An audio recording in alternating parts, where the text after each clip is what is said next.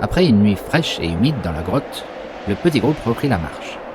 Malgré la neige qui s'accumulait, les traces des géants restèrent visibles. Comme si ces colosses n'avaient jamais appris le déplacement silencieux. Le capirole-chef misait tout sur Fenric pour localiser le camp ennemi, mais dans l'immensité laiteuse des collines, même un bon limier aurait perdu patience. Et pourtant, c'est au bout de 2 bonnes heures, au détour d'un promontoire, qu'ils finirent par les repérer. Un petit groupe de géants, apparemment au repos.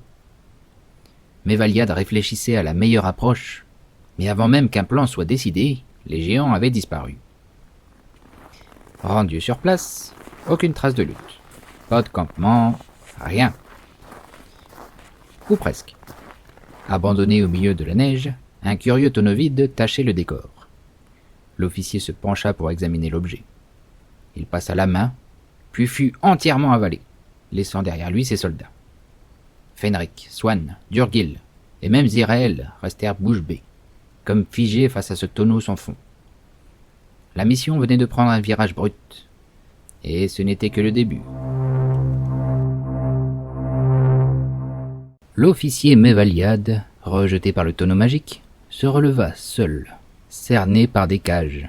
Dedans, des géants, sauvages, grognons, mais enfermés. Bon début.